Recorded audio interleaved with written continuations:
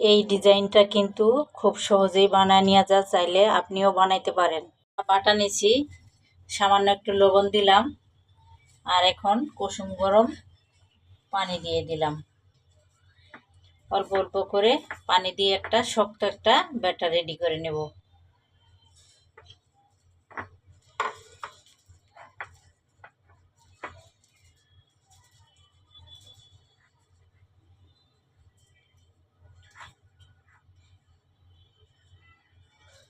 তো মাখাতে মাখাতে ব্যাটারটা মাখানি শেষ হয়ে গেছে, একদম শক্ত একটা ব্যাটার।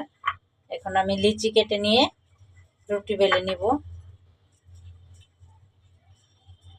এখন আমি একটা রুটি বেলে নিব।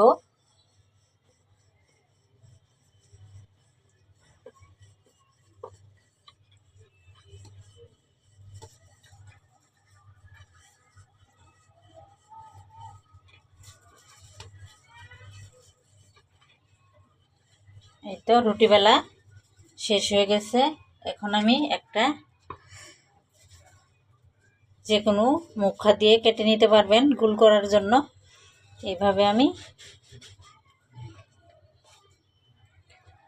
গোল একটা রুটি বেলে নিয়ে সাইডে রেখে দিলাম।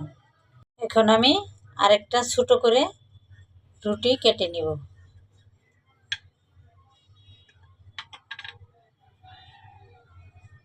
আমি ভিতরের পুরটা রেডি করে নিব। এই জন্য এখানে নারকেল কুড়া নিয়ে নিয়েছি ফ্রেশ, আর কনডেক্স মিল্ক।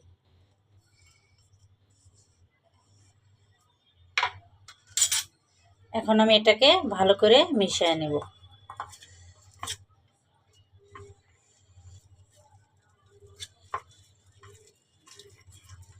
এই তো মিশানো শেষ হয়ে গেছে। এখন আমি এটা সাইডে রেখে দেব। এখন আমি একটা রুটি নিছি, রুটি নিয়ে ভিতরের পুরটা দিয়ে দিলাম। একটু সমান করে দিতে হবে।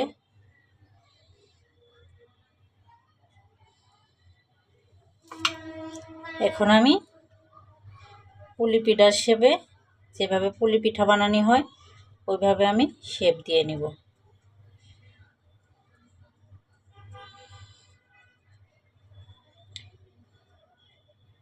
এখন আমি এই যে এইভাবে পুলি পিঠার যে শেপ দেয় ওইভাবে আমি ওই পিঠার শেপটা দিয়ে নিব।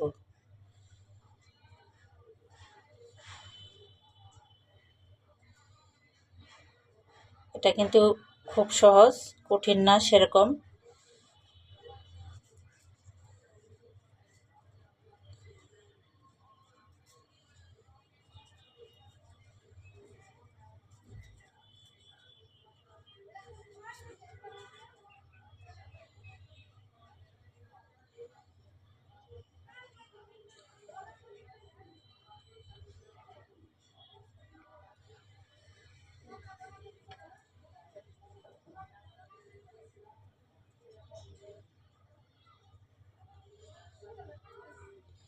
এইভাবে আমি শেপ দিয়ে নিলাম। এখন আমি এটাকে ভাঁজ দিয়ে নিব।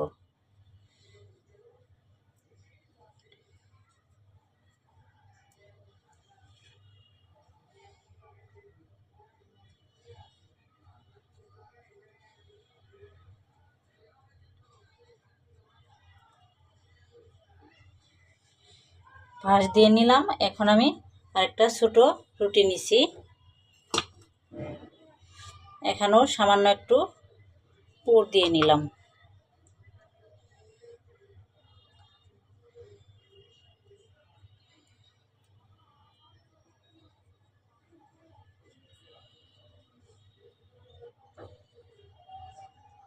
এখন আমি দুই সাইডে দুইটা লবঙ্গ দিয়ে দিব।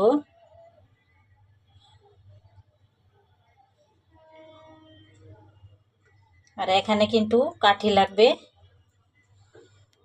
একটা কাঠি এভাবে দিয়ে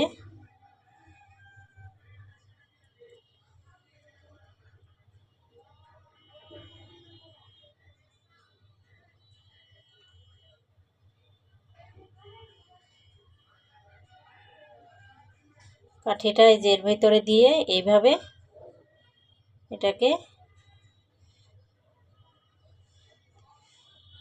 বেঁধে দিব। আর এটাকে আরেকটু সুন্দর করে সাইজ করে নিব।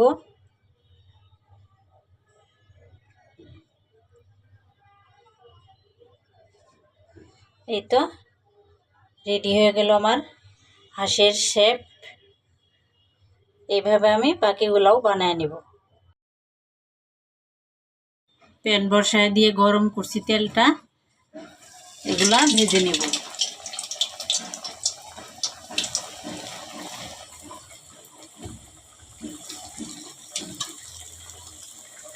এই তো হাঁসগুলো আমার মিডিয়াম টু লো হিটে ভাজতে হবে। এখন ভাজা হয়ে গেছে, এখন তেল থেকে আমি উঠায় নেব। একটু কালার এসে গেছে।